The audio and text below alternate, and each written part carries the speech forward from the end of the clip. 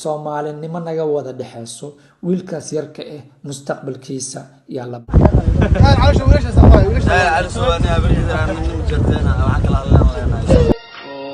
warahmatullahi wabarakatuh maanta meeshan waxa uu soo fadhiistay arrin aad iyo aad aan u dhibsaday dagaalka ka socda social media ee ka dhaxeeya walaalkayga Daahir Cali Sow iyo walaalkayga Sharma Boy geeska kalena oo taagan yahay Shiino Culey iyo rag badan horta haddaan ku hormaro Daahir Cali Sow qof walba qofka ku weyn yahay libintiisa waa la siiyaa marka haddaan ku hormaro Daahir Cali Sow waxa ku aqaana in uu yahay one of the best Somali journalists waliba kuwa aniga aan ugu jeclahay ayuu ku jiraa haddaan dhanka kale u fiiriyo Daahir Cali Sow waxa waa in markasta fanaaniinta garab taagan hiil iyo hooba xayisiin waqtiga u baahdaan oo soo biya hadda u soo jeesto dhanka walaalkayga Shiino Culey asna wuxuu ku jira one of the best Somali YouTubers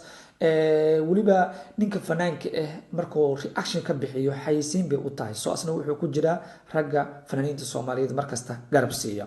Sharma Boy dhankiisa haddaan u soo jeesto Sharma Boy horta xilligii igu horeysay oo aan arkayay show ayaan ku lahay magaalada Muqdisho kadibna waxa la igu keenay gurigii aan joogay xilligaas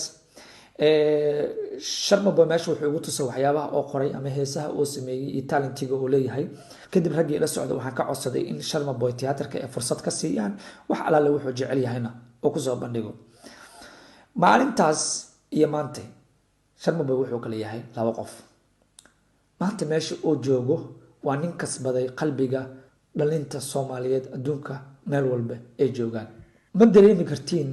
meesha uu joogo dhibka uu u soo maray in uu ka muuqdo laakiin anigu waa dareemi karaa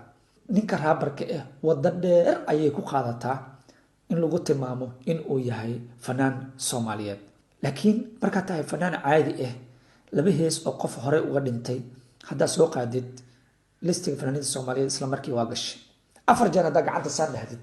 listiga fanaaniinta Soomaaliyeed isla markii galeen laakiin qofka raabarka rafaad iyo silac badan ayuu kala kulmaa in uu noqdo fanaan Soomaaliyeed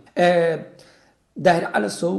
iyo Shiino Culey iyo ragga kale oo dhan oo arrintan ku jira dagaalkiina iyo waa kaas ayaa Sharma Boy wax ka qaadi kara Sharma Boy dan uu ma jirto haddii maanta shaqadiisii abaabisiin ma waxay rabtiin inuu qoray qaato ma waxay rabtiin inuu dagaaltamo no come on guys wiilkan mustaqbal uu leeyahay noqda kuwii taageeri lahay garabkiisa ka muuqalahay si uu adduunka uga muuqdo ha noqonina kuwii la dhihi lahay Sharma Boy burburkiisa ayay ka dambeeyeen aan wada taageerno kulligeena haddaan u soo jeesto dhanka fanaaniinta Soomaaliyeed nin walbo fanaan markuu Ingiriiska ka tago hadduu aado Muqdisho wuxuu ku dagaa guri fanaaniin hadduu Muqdisho ka tago oo Hargeysa tago wuxuu ku dagaa guri fanaaniin hadduu Hargeysa ka tago Nairobi imaado wuxuu ku dagaa guri fanaaniin laakiin ninka fanaanka markuu dhib haysto qof kasto fanaan afku ka xirana mana rabo arintaas inuu ka hadlo arintan maanta Sharma Boy iyo Daahir Cali Sow iyo Shiino Culey iyo ragga dhan u dhaxeysana god qabiil bay ku biyo shubanaysaa god qabiil ay tagaysaa ilma adeerayaalow haddaan tol iyo qaraabanahay Soomaalinimo naga wada dhexeyso wiilkaas yarka mustaqbalkiisa yaa la baabi'inin wiilkaas yarka